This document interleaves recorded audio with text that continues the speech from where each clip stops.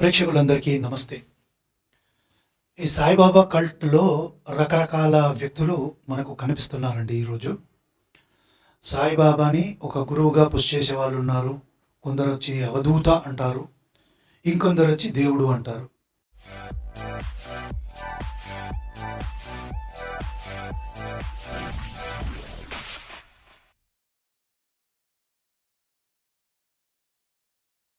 ఇంకొందరొచ్చి పైత్యం మరీ ఎక్కువైపోయి వీళ్ళేందంటే సనాతన ధర్మం అంటేనే సాయిబాబా. అంటే ఇక సనాతన ధర్మంలో విష్ణువు, శివుడు, అమ్మవారు లేకుంటే అనేక దేవతా స్వరూపులు ఎవరైతే ఉన్నారో ఇంకా వాళ్ళు లేరనమాట. వాళ్ళని తీసి పక్కన పెట్టేయాలి మనం.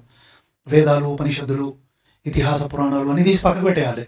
సాయిబాబాని పూజిస్తే మనం మంచోళ్ళము, లేదంటే దుర్మార్గులము. సో ఈ వర్షన్ని వీళ్ళు తీసుకొస్తున్నారు. ఇంకో గుండుగాడు ఉన్నాడు. ఆడు మరి ఎక్కడి నుంచైనా పారిపోయి వచ్చాడా, లేకుంటే ఏమన్నా డ్రగ్స్ తీసుకుంటాడా, మందు కొడతాడా నాకు తెలియదండి. ఐ థింక్ మందు కొట్టినట్టు ఏదో వీడియో కూడా తనే పెట్టుకున్నట్టున్నాడు. బండబూతులు వీళ్ళు మళ్ళీ భక్తులమని చెప్పుకుంటారు. మరి ఇదేం భక్తో నాకు తెలియదు. అంటే జనరల్గా ఈ సాయి సచ్చరిత్రలో సాయిబాబా అనే వ్యక్తి కూడా బండబూతులు తిట్టాడు అని అంటారు. చూశాను నేను కొన్ని. ఈయన కూడా అదే ఫాలో అవుతున్నట్టున్నాడు. మరి ఇక అన్నిటికంటే ముఖ్యమైన వ్యక్తి ఒక ఆయన మైనంపాటి ప్రసాద్ అని ఒక ఆయన ఉన్నాడు. ఈయన పిచ్చి పిచ్చి వీడియోలన్నీ పెడుతున్నాడు, ఇంటర్వ్యూలు ఇస్తున్నారు. నేను ట్రై చేస్తున్నాను కానీ దొరకట్లే వ్యక్తి. ఇంటర్వ్యూ ఏమన్నా ఇస్తాడా నాకు చూద్దామంటే రెస్పాండ్ అవ్వట్లేదంట.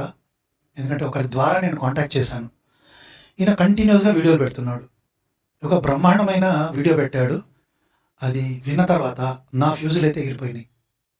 మీరు వింటే మీ ఫ్యూజులు కూడా ఎగిరిపోతాయి. అయితే భాస్కర్ కిల్లి ఈ మైనంపాటి ప్రసాద్ అనే వ్యక్తికి ఒక మంచి పేరు పెట్టారు. అయితే ఈ వ్యక్తి ఏం చేస్తున్నాడంటే ఆచార్య అని పెట్టుకున్నాడు పేరు ముందు. మరి ఆచార్య అనే బిరుదు ఎవరిచ్చారో ఈయనకి నాకు తెలియదండి. ఎవడికి పడితే వాడు ఆచార్య అని రకరకాల పేర్లు పెట్టేసుకున్నారు ఈరోజు. అంటే ఒక ఆచార్య అనే పేరు పెట్టుకోవాలంటే ఆ పొజిషన్లో ఉండాలి కదా మనం. మరి ఈయనకి అంత జ్ఞానం ఉందా, ఒకరికి మంచి చెప్పే ఇది ఉందా లేదా నాకైతే కనపడలేదు. ఎందుకంటే స్వయాన షణ్ముగ శర్మ గారు ఎవరినైతే నేను గురువుగా భావిస్తాను, ఎందుకంటే ఆయన ఏ విషయం మాట్లాడినా శాస్త్ర ప్రమాణంగా మాట్లాడతారు. ఆయననే అనరాని మాటలు అన్నాడు, ఏదో గురుద్రోహం చేశాడు, కుక్కలాగా పుడతాడు అని పిచ్చి పిచ్చి బాగుడంతా బాగుతున్నాడు. అందుకు నేను ఒక వీడియో కూడా చేశాను. సో భాస్కర్ ఏం చేశాడంటే ఈయన మైనంపాటి ప్రసాద్ కాదు మైదాపిండి ప్రసాద్ అని అన్నాడు. నాకు నిజమే అనిపిస్తుందండి. ఎందుకంటే మనం జనరల్గా రొట్టెలు చేస్తాం కదండి, మైదాపిండిని నీళ్ళు పోసి బాగా పిసుకుతూ ఉంటాం. రొట్టెలు చేయాలి, పూరీలు చేయాలంటే పిసకాల్సి వస్తుంది. ఈ మైదాపిండి ప్రసాద్ కూడా పిసుకుతూ ఉంటాడు. ఒక విషయాన్ని తీసుకొని పిసుకుతూనే ఉంటాడు. ఏం పిసుకుతాడో ఏమో తెలీదు. మరి పిసికి పిసికి ఏం చేయదలుచుకున్నాడో నాకైతే అర్థం కాదండి. బట్ నేను ఒకటే అడ్వైజ్ ఇస్తాను, ఈ ఈ పిచ్చోడి వీడియోలు అయితే చూడకండి. ఎందుకంటే ఒక వీడియో చేశాడు, ఏకం సత్ విప్ర బహుధావదంతి అని ఋగ్వేదంలో మంత్రం ఉంటుంది. మొదటి మండలం 164 సూక్తము 46 మంత్రం. దాన్ని మొత్తం కిచడి చేశాడు. దాన్ని కూడా మైదాపిండిలాగా పిసుకుతున్నాడు. ఇది కామెడీ అనిపించచ్చు మీకు, కానీ నాకైతే ఫ్రస్ట్రేషన్ వస్తుంది అది చూస్తుంటే. ఈ వీడియో చూసి జనాలు పిచ్చోళ్ళు అయిపోతారు. లేకుంటే సాయిబాబా కల్ట్లో ఉన్నవాళ్ళు ఎంత పిచ్చోళ్ళో ఈ ఒక్క వీడియో చూస్తే మీకు అర్థమైపోతుంది. సో ఈయన ఈ వీడియోలో చాలా చాలా వాగాడండి. వాగడమే ఇది, మైదాపిండి పిసుకుతున్నాడు. సో ఈయన వీడియో నుంచి ఒక శాంపుల్ మీకు చూపెడతాం. ఈ మంత్రాన్ని ఎట్లా వక్రీకరిస్తున్నాడు, ఎట్లా ఖుని చేస్తున్నాడు అనేది ఒకసారి వినండి. ఇది మొత్తం విందాము, అప్పుడు మనం మాట్లాడదామండి.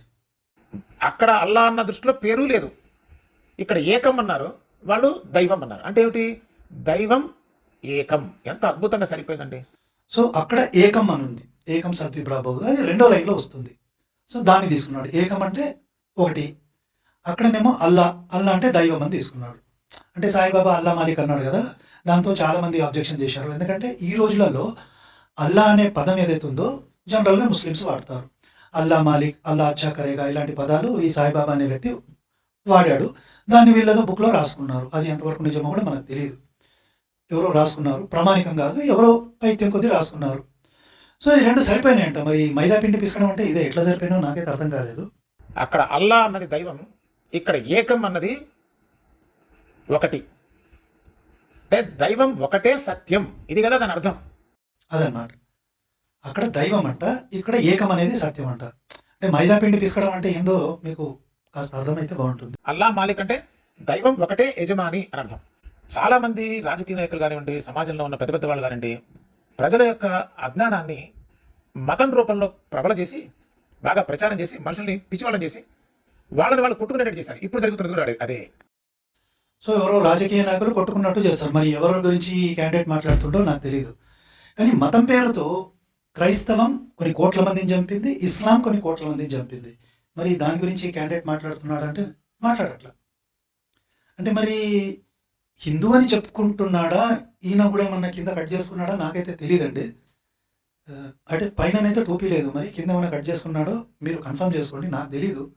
నేను వీడియో చేస్తున్నాను. మరి ఇస్లాంని అంత వెనకెందుకు వేసుకొస్తున్నాడో నాకు అర్థం కాలేదు. మరి ఏమైనా డబ్బులు తీసుకున్నాడా, వాళ్ళ కోసం పనిచేస్తున్నాడా నాకు తెలియదు.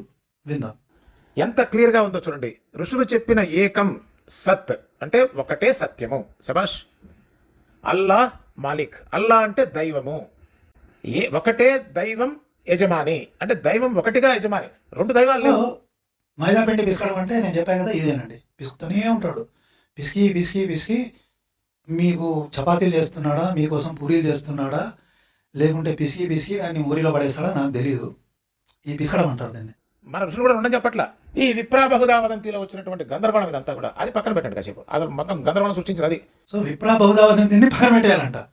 అంటే ఒక మంత్రాన్ని తీసుకున్నాడు, రెండో లైన్ చదివాడు, సో ఇంకో పదాన్ని తీసి పక్కన పడేయాలి. ఇక అంటే మంత్రాన్ని కూడా ఫుల్గా చదవద్దు అనమాట. అంటే ఋగ్వేదంలో మంత్రాన్ని ఎట్లా చదవాలి, ఏది తీసుకోవాలి, ఏది తీసుకోవద్దు అనేది ఈ సోకాల్డ్ ఆచార్య మైదాపిండి ప్రసాద్ చెప్తే మనం వినాలన్నమాట. ఇది కామెడీయా లేకుంటే ఇలాంటి వాళ్ళనైతే నేను చెప్తూ కొడతానండి. మంత్రాన్ని ఇన్సల్ట్ చేస్తున్నాడు ఈ వ్యక్తి, ఋగ్వేదాన్ని వేదాన్ని ఇన్సల్ట్ చేస్తున్నాడు. ఇలాంటి దరిద్రులు ఉండబట్టే మనకి ఈ గతి పట్టింది ఈరోజు. చెప్పుకోవడానికి హిందువు, కానీ చేసేవన్నీ హిందూ వ్యతిరేక పనులే. మంత్రంలో సగం తీసుకోవడం ఏంది? అసలు ఏం చదివావు, నీ అర్హత ఏంది? నువ్వు మా గురువులని ఇన్సల్ట్ చేయడం ఏంది? ఎవడరా నువ్వు? ఎవడు నువ్వు? ఒకటిని ఒకటిగా చూస్తే అయిపోయేది, గోల్ లేకుండా ఉండేది. ఈ రోజున హిందూ ధర్మంలో కేవలం కన్ఫ్యూజన్ మిగలటానికి కారణం ఏంటంటే ఈ విప్రా బహుదావదంతి. పాపం వాళ్ళు చెప్పిన దృష్టి మంచిదే, కానీ మన దృష్టి మన గొర్రె జాతి కదా. హిందూ సమాజాన్ని గొర్రె జాతి అంటున్నాడు వీడు. ప్రేక్షకులు ఏ చెప్తూ కొడతారండి దీన్ని? ఏ చెప్తూ కొడతారు మీరు చెప్పండి. ఇలాంటి పనికి మాలిన సన్నాసులు ఆచార్య అనే పేరు పెట్టుకొని ఒక కల్ట్ని ప్రోత్సహిస్తూ సనాతన ధర్మంలో ఉన్నది చెప్తున్న గురువులను కూడా వీడు అబ్యూజ్ చేస్తున్నాడు. పోతే కొంచెం క్లారిటీ ఇద్దాం. ఒకటి, నేనేం చెప్పాడు, ఒక మంత్రాన్ని కోట్ చేశాడు. ఋగ్వేదంలో ఉన్న మంత్రం ఇది, మొదటి మండలము 164వ సూక్తము 46వ మంత్రం. ఇంద్రం మిత్రం వరుణమాగ్ని మహారథో దివ్యన సుపర్ణో గరుత్మాన్ ఏకం సత్విప్ర బహుదావదంతి అగ్ని. సో ఇలా ఉంటుంది మంత్రం. సో దీని ఏంటంటే ఋషులు ఎవరైతే విప్రులు ఉన్నారో ఆ విప్రుని తీసే పక్క కూడా ఏమన్నాడు ఈ క్యాండిడేట్. సో ఋషులైన వాళ్ళు పరమాత్మని ఇంద్రుడిగా, మిత్రుడిగా, వరుణుడిగా, అగ్నిగా సంబోధిస్తారు. అంటే దివ్యమైన బంగారు రెక్కలు కలిగిన సుపర్ణుడిగా అంటే గరుత్మంతుగా కూడా పిలుస్తున్నారు. అంటే పరమాత్మ అనేక రూపాలుగా ఉంటాడనమాట. పరమాత్మ నామాలు తత్వాలు వేరైనా అనేక రూపాలలో ఉంటాడు. అది ఈ మంత్రం చెప్పే ఇది. ఈ క్యాండిడేట్ ఏమంటున్నాడు, అనేక రూపాలు వద్దంట. ఏం వద్దంట అంటే ఈయన అందరినీ తీసి పక్కన పెట్టి సాయిబాబా తెచ్చి పెట్టుకోమన్నాడు ఇంట్లో. ఈ దరిద్రుడు, ఈ మ్లేచ్చుడు. ఇది మంత్రం. ఈ మంత్రంలో కొన్ని తీసుకుంటాడంట. అంటే మీరు ఆశ్చర్యపోనక్కర్లే, ఈ క్యాండిడేటు ఈ మంత్రంలో అల్లాని తెచ్చిపెట్టినా మీరు ఆశ్చర్యపోనవసరంలా. ఇలాంటి నీచుల వల్లనే సమాజం చెడిపోతుంది. సరే, ఇప్పుడు అల్లా అల్లా అంటున్నాడు. అల్లా అంటే ఇస్లాంలో ముస్లింలు పూజించే అల్లా కాదంట. ఈ అల్లా ఎవరంట? ప్రీ ఇస్లామిక్ పీరియడ్లో ఉన్న అల్లా అంట. మరి ప్రీ ఇస్లామిక్ పీరియడ్లో ఉన్న అల్లా ఎవరో తెలుసా? అక్కాడియన్లు, సుమేరియన్లు వీళ్ళు పూజించిన ఎల్ అనే పదం వస్తుందండి. ఎల్ అనే పదం ఏదైతే కనపడుతుందో ఇది మనకు బైబిల్ ఓల్డ్ టెస్టమెంట్లో కనపడుతుంది, కొత్త నిబంధనలో కనపడుతుంది, అలాగే మనకు హీబ్రూ ఏదైతే తనకుందో దానిలో కనపడుతుంది. ఇదే కాదు, ఒరిజినల్గా ఈ అల్లా కానీ ఎల్ కానీ యూదులకో, క్రిస్టియన్లకో, ముస్లింలకో సంబంధించిన దేవుడు అనుకుంటే మీరు పొరపాటు పడ్డట్టే. అంతకుముందు ఏవైతే దేవతల్ని పూజించే వాళ్ళు సుమేరియన్లు కానీ ఈ ఇతర జాతులు, అక్కడ ఉండే జాతులు, ఆ దేవుడు అన్నమాట. సో ఎల్ అనే దేవుడు సుమేరియన్ దేవుడు, అక్కడ సుమేరియన్ ప్యాంథాన్లో ఉన్న దేవుడు. ఇలా మళ్ళీ ఎల్ అంటే అది నామం కాదు, అది పేరు, దేవుడు అని అర్థం. మరి ఇది ఎక్కడి నుంచి వచ్చింది? ఇది ఎక్కడి నుంచి వచ్చిందంటే మీరు లెక్సికాన్కి వెళ్ళండి, ఎల్ అనే లెక్సికాన్కి వెళ్ళండి. సింపుల్గా వికీపీడియా నేను చూపిస్తాను. ఇలా అనే పదం నుంచి ఈ ఎల్ అల్లా వచ్చింది. మీరు అనుకోవచ్చు, కొందరు ఏమన్నారంటే ఇలా అంటే అమ్మవారు అంటున్నారు. తప్పు. వేదంలో ఇలా అనే పదం ఉన్నా అది అమ్మవారిని సూచిస్తుంది. కానీ ఈ పదం ఏదైతే ఇలా అని ఉందో ఇది అమ్మవారి నుంచి వచ్చింది కాదు. చంద్రవంశపు రాజు ఈయన. అంటే మనువు ఉన్నాడు కదండి, మనువుకి ఎంతోమంది కొడుకులు పుట్టారు. దాంట్లో తను యజ్ఞం చేసినప్పుడు ఒక అమ్మాయి పుడుతుంది. ఆ అమ్మాయి పుట్టాలని ఈ మనువుకి సంబంధించిన భార్య కోరుకుంటుంది. మనువేమో పుత్రుడు పుట్టాలనుకుంటుంది. కానీ ఈమెం కోరుకుంటుంది, అమ్మాయి పుట్టాలంటే ఇలా అని ఒక అమ్మాయి పుడుతుంది. తర్వాత మనం ఏం చేస్తాడంటే యజ్ఞం చేసి ఈ ఇలాని సుద్దమ్నుడుగా మారుస్తాడు. ఇదన్నీ మనకు భాగవతంలో ఉంటుందండి. నవమ స్కందము 1వ అధ్యాయంలో ఈ వివరణ అంతా మీకు కనపడుతుంది. సో ఈ సుద్దమ్నుడు తర్వాత కాలంలో మగవాడైపోయి సుద్దమ్నుడుగా మారిపోతాడు. తర్వాత తాను అటు మగవాడిగా ఉంటాడు, ఆడవాడిగా ఉంటాడు. తర్వాత తాను ఒక రాజ్యాన్ని ఏర్పరచుకుంటాడు. అదే బహలికా దేశం. ఆ బహలికా దేశం ఎక్కడుంది? ఇరాన్, ఇరాక్ ప్రాంతము, ఈజిప్ట్ సరౌండింగ్ ప్రాంతాలన్నమాట. సో అక్కడ రాజ్యాన్ని చేశాడు. ఈ ఎల్ ఇలా అనే పదం కానీ ఎల్ పదం కానీ ఆ ప్రాంతానికి సంబంధించింది. అంటే ఈరోజు ఎవరైతే యూదులు కానీ, క్రిస్టియన్లు కానీ, ముస్లింలు కానీ ఎల్ కానీ అల్లా అని ఎవరైతే పూజిస్తున్నారో సుద్దమ్నుడిని పూజిస్తున్నారు. అంటే చంద్రవంశానికి సంబంధించిన ఒక రాజు, మూలమైన రాజు ఎవరైతే ఉన్నారో ఆయనని పూజిస్తున్నారు. ఈయన దేవుడు కాదు, ఈయన మన సనాతన ధర్మంలో చెప్పబడిన ఒక రాజుని వీళ్ళంతా పూజిస్తున్నారు. ఆయనని తర్వాత కాలంలో ఇలా సృష్టికర్త అని చేసుకున్నారు. ఈ క్యాండిడేట్ రీసెర్చ్ చేయకుండా వచ్చి సృష్టికర్త అల్లా అని చెప్తున్నాడు. ఇది జ్ఞానమైనది. ఇవన్నీ మీకు భాగవతంలో ఉంటాయండి. ఇంకోటి, ఈ రోజు కూడా బ్రిటిష్ మ్యూజియంలో ఈ ఎల్ అని ఎవరైతే ఉన్నారో ఆయనకు రూపం ఉంది. రూపం ఉంది. ఆ రూపమున్న వ్యక్తి రాజుని వీళ్ళు పూజించి ఆయననే సృష్టికర్త చేసుకున్నారు. సో చంద్రవంశానికి సంబంధించిన ఒక రాజుని తెచ్చుకొని మంత్రాన్ని లింక్ చేస్తున్నాడు ఈ క్యాండిడేట్ మైదాపిండి ప్రసాద్.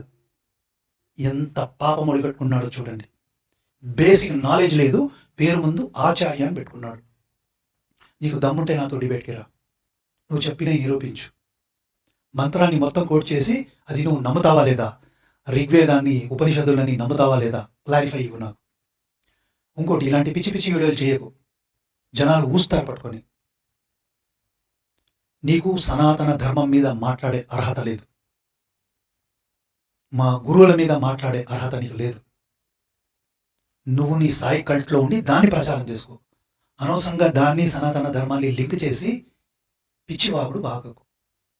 అది నేను ఈ వీడియోలో చెప్పాలనుకున్నాను ప్రేక్షకులు. పిచ్చి వాగుడంతా మాట్లాడతాడండి. మైదా పిండి పిసుకుతాడు వీడు. మైదా పిండి పిసుకుతాడు. ఏ సబ్జెక్ట్ లేదు, ఏ నాలెడ్జ్ లేదు. ఆచార్య అని పెట్టుకొని పిచ్చి వాగుడంతా వాగుతున్నాడు. ఈ వ్యక్తి నా దగ్గరకు వస్తే నేను డిబేట్ చేయడానికి రెడీ. కానీ ఈ వ్యక్తికి అర్హత ఉందా? అర్హత గురించి మాట్లాడాలి. ఏ అర్హతతో ఆచార్య అని పెట్టుకున్నావు పేరు? షణ్ముఖ శర్మ గారికి ఒక స్థాయి ఉంది, అనేక గురువులకి ఒక స్థాయి ఉంది. ఇన్ఫ్యాక్ట్ నాకు కూడా ఒక స్థాయి ఉంది. నేను చాలా రీసెర్చ్ చేశాను, వేదాల మీద, ఉపనిషత్తుల మీద చాలా రీసెర్చ్ చేశాను, పుస్తకాలు రాశాను. నీకు ఏం అర్హత ఉంది? కనీసం నాతో డిబేట్ చేయడానికి నీకేం అర్హత ఉంది? అది ఫస్ట్ క్లారిఫికేషన్ చేసి నాతో డిబేట్కి రా. సో ప్రేక్షకులు, అది నేను చెప్పాలనుకున్నాను. మరో వీడియోతో మళ్ళీ కలుద్దాం. నమస్తే. ప్రేక్షకులందరూ మన ధర్మ మార్గం ఛానల్ని సబ్స్క్రైబ్ చేసుకోండి. అలాగే వీడియోని లైక్ చేయండి, షేర్ చేయండి, కామెంట్ రూపంలో మీ ఒపీనియన్ని మాకు తప్పనిసరిగా తెలియజేయండి.